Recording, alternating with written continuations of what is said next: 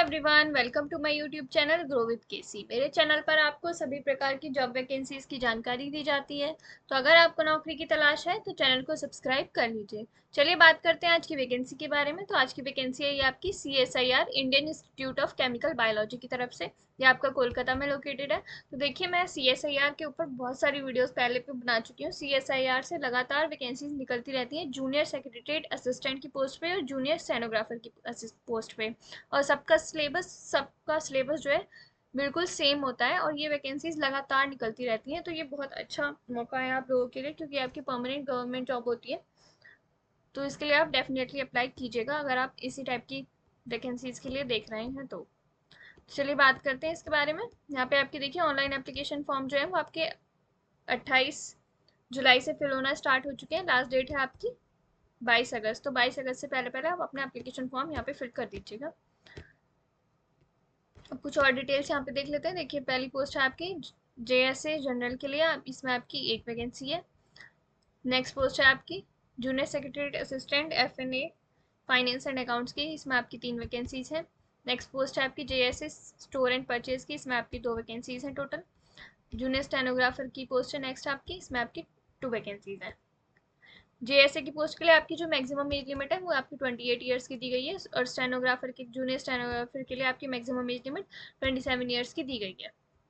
JSA के लिए आपको लेवल 2 की सैलरी दी जाएगी, और जूनियर स्टेनोग्राफर के लिए आपको पे लेवल 4 की सैलरी दी जाएगी।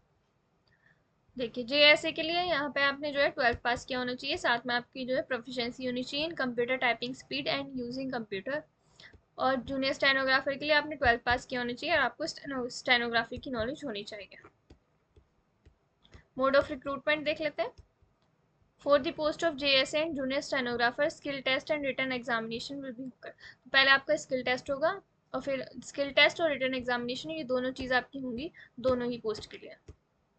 रिटन टेस्ट के बारे में आपका देख लेते हैं। रिटन टेस्ट में आपका जो होगा, पहले हम जूनियर सेक्रेटरी असिस्टेंट के लिए देख लेते हैं।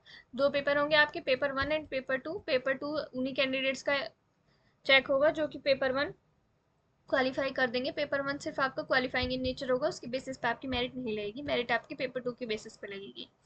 तो देखिए, आपका जो है OMR बेस्ड या फिर कंप्यूटर बेस्ड क्वेश्चन हो सकता है। इंग्लिश और हिंदी दोनों में आपसे क्वेश्चन पूछे जाएंगे। क्लास 12 के लेवल का क्वेश्चन होगा, और 200 क्वेश्चन आपसे टोटल पूछे जाएंगे, और आपको 2.5 घंटे का टाइम इसमें दिया जाएगा। पेपर 1 और पेपर 2 दोनों को मिलाकर 2.5 घंटे का टाइम दिया जाएगा। पेपर 1 के लिए आपको 90 मिनट्स का टाइम दिया जाएगा। इसमें आपसे मेंटल एबिलिटी टेस्ट के क्वेश्चन पूछे जाएंगे। टोटल 100 क्वेश्चन आपसे पूछे जाएंगे। हर क्वेश्चन आपका 2 मार्क्स का होगा, और कोई भी निगेटिव मार्किंग यहाँ पे आपकी नहीं होगी। मेंटल एबिलिटी टेस्ट में आपसे general intelligence, quantitative aptitude, reasoning, problem solving, situation judgement, इन सभी टाइप के टॉपिक से क्वेश्चंस आपसे पूछे जाएंगे। पेपर 2 के लिए आपको 1 घंटे का टाइम दिया जाएगा। इसमें आपसे जनरल अवेयरनेस और इंग्लिश लैंग्वेज के 50-50 क्वेश्चन पूछे जाएंगे। हर क्वेश्चन आपका 3 मार्क का होगा, और 1 मार्क की यहाँ पे आपकी निगेटिव मार्किंग भी होने वाली है। प्रोफिशिएंसी टेस्ट देख लेते हैं। तो प्रोफिशिएंसी टेस्ट होगा, यहाँ पे आपका कंप्यूटर टाइपिंग स्पीड का टेस्ट होगा।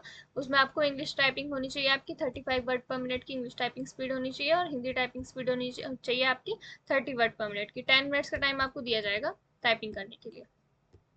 अब देख लेते हैं जूनियर स्टेनोग्राफर के लिए। इसमें भी आपका या तो OMR बेस्ड या फिर CBT आपका टेस्ट होगा। 12th लेवल के आपसे क्वेश्चन पूछे जाएंगे। टोटल 200 क्वेश्चन होंगे, और 2 घंटे का टाइम आपको पेपर के लिए दिया जाएगा। इसमें सिर्फ आपका एक ही पेपर होगा। 3 पार्ट्स होंगे उसके, पार्ट 1, पार्ट 2 और पार्ट 3। पार्ट 1 में आपसे जनरल इंटेलिजेंस और रीजनिंग के क्वेश्चन पूछे जाएंगे, टोटल 50 क्वेश्चन। पार्ट 2 में आपसे जनरल अवेयरनेस के क्वेश्चन पूछे जाएंगे, टोटल 50 क्वेश्चन। और पार्ट 3 में आपसे इंग्लिश लैंग्वेज और कॉम्प्रीहेंशन के 100 क्वेश्चन पूछे जाएंगे। 0.25 मार्किंग आप 0.25 मार्क के आपके यहाँ पे निगेटिव मार्किंग होने वाली है।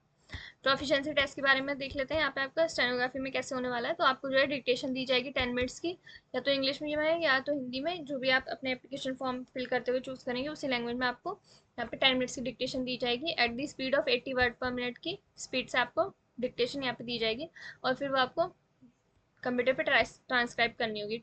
ट्रांसक्राइब के लिए आपको इंग्लिश में चूज किया है तो आपको 50 मिनट्स देंगे, हिंदी वालों को 65 मिनट्स देंगे, और PWD कैंडिडेट्स को ये टाइम दिया जाएगा।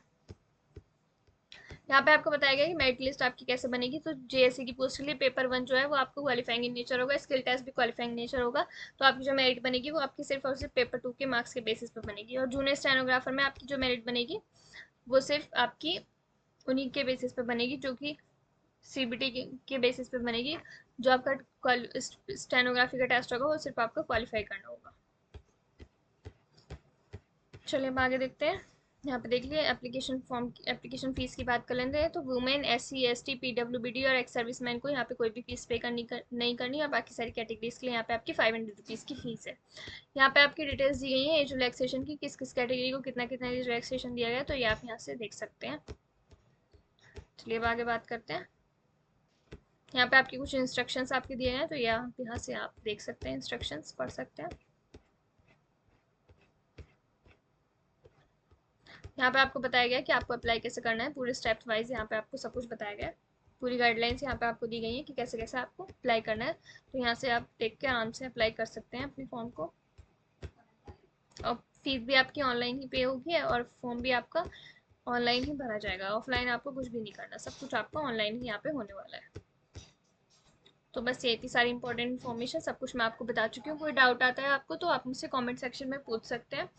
और इससे रिलेटेड, वीडियो से रिलेटेड जितने भी लिंक होंगे, PDF का लिंक, नोटिफिकेशन PDF का लिंक, ऑफिशियल वेबसाइट का लिंक और अप्लाई लिंक, सब आपको मेरे डिस्क्रिप्शन बॉक्स में मिल जाएगा। वीडियो अच्छी लगी हो तो लाइक कर दीजिए और चैनल को सब्सक्राइब कर लीजिए।